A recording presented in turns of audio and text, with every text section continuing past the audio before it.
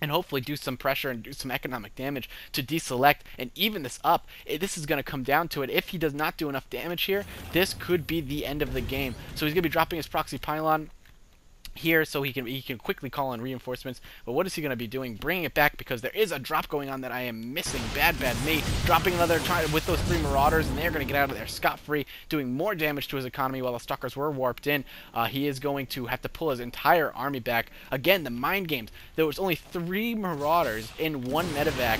He is keeping him contained. The fear tactics being used are phenomenal, and killing off that Stalker, allowing that medevac to continue live another day, to continue harassment another day, is such a good move. I love the drop play that dSeleCT is using in both of these games. These games are just straight up mind games from dSeleCT. Only 1 medevac with a few Marauders inside are keeping him in his base, and his entire army pulled back. He was prepping for an attack, dropping a proxy pylon, completely prepared to start moving in because he felt like he needed to do this. And unfortunately, the 1 dropship with 3 Marauders in it forced his entire army back. Great strategic and play from dSeleCT. I'm not sure why EGiNcontrol just left a few Stalkers back there as opposed to pulling his entire army back. I don't know why he just summoned in a few Stalkers from all around and just did that and just left those there while moving an entire army and continuing the push he was playing with. But he does what he did, and there's nothing he can do about it now. Sadly, his 3rd base is not going to be saturated all that well, doing a little bit of a probe transfer. But still, let's take a look at the armies killed ever since that move, and it's now up to 17-1. If we take a look at the units tab here, he has 90 SCVs to 62, so there is no question that dSeleCT has command of this game whatsoever. He has been commanding of both games, dictating how it's going to go. He sees the army moving out, decides he's going to call a drop. EGiNcontrol pulls his entire army back, and he's not even worried about it anymore. Not even close. So now he has the center of the map. He has a ton of medevacs, so these guys are going to be living for a good long time. He has a few ghosts in there like he did last time to take care of those shields, and it looks like he might be preparing for a 4th. Yes, he is. What is going on over here? It looks like there was going to be something going on the proxy pylon, but those are quickly taken out. A bunch of barracks being dropped nearby the 3rd.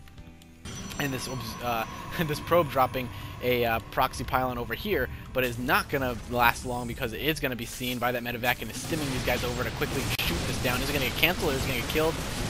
Looks like he was killed off, and his probe going to be finished off as well. So EGiNcontrol really not being able to get a foothold whatsoever.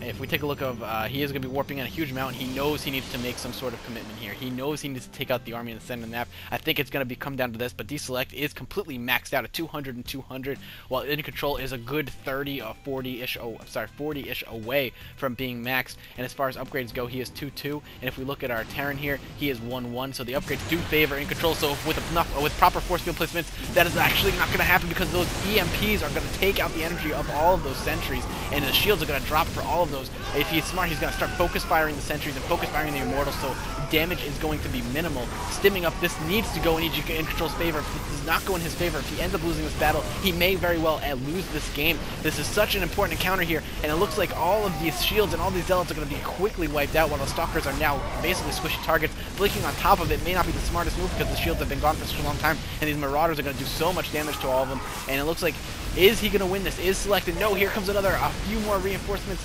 and more reinforcements coming from the backside. So it looks like dSeleCT may pull this off and killing off those sentries before they're able to do any more force fields or guardian shields whatsoever.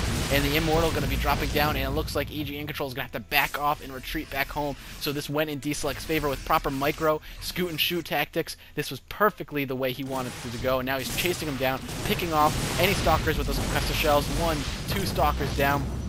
He's going to quickly shoot on up here. Is he going to move in for the kill, or is he going to sit on back while grabbing his, looks like his 5th, 6th base? Yes, he is looking good once again, allowing his macro to flourish. All of these medevacs, there's so many of them, just going to quickly heal these guys up.